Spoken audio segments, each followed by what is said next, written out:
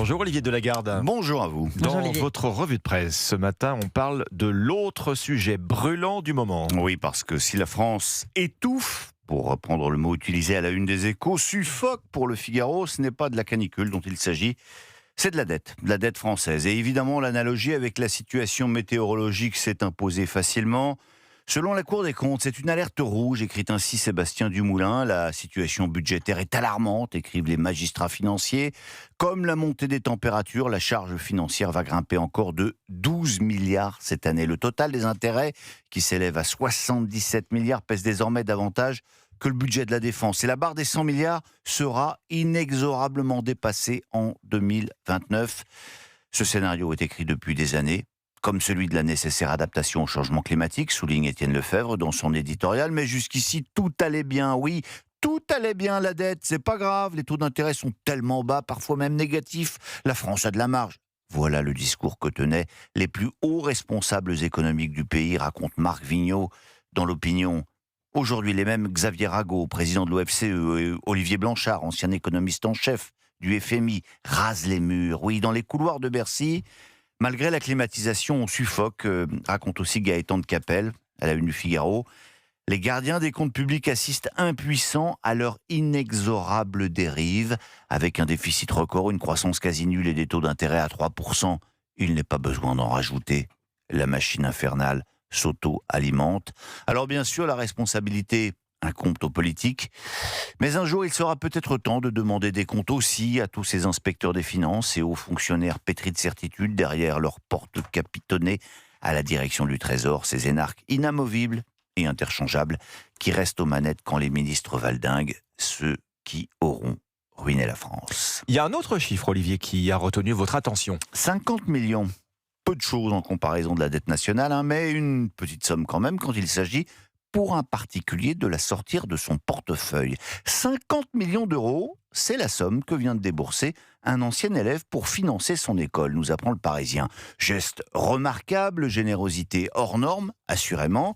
Vous lirez d'ailleurs l'interview de la directrice de la dite école dans le Figaro, et pourtant, je vous fiche mon billet de 50 euros, restons modestes, que la gauche va pousser des hauts cris. Pourquoi ?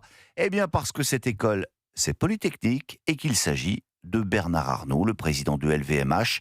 50 millions, grâce à lui, un institut des mathématiques va voir le jour et vous verrez que tout le monde ne lui dira pas merci.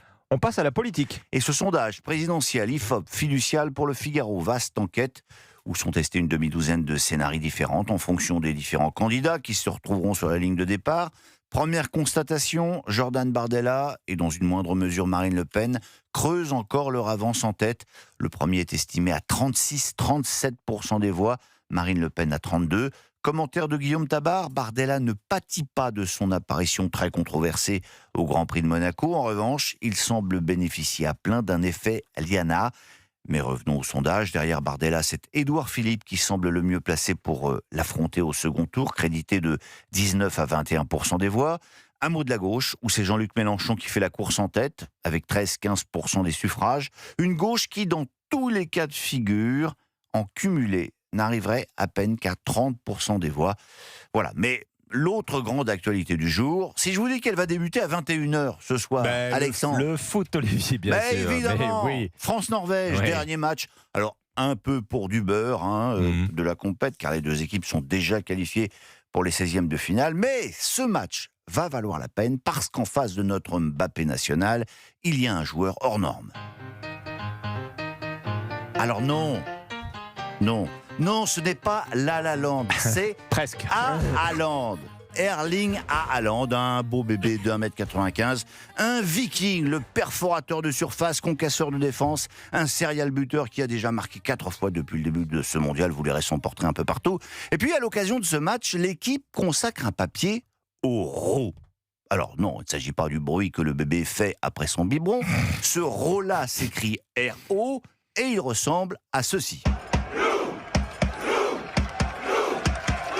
Et c'est l'une des attractions de cette Coupe du Monde, ces centaines de supporters norvégiens qui s'assoient dans les rues pour mimer les Vikings ramant dans leur drakkar à un rythme de plus en plus effréné.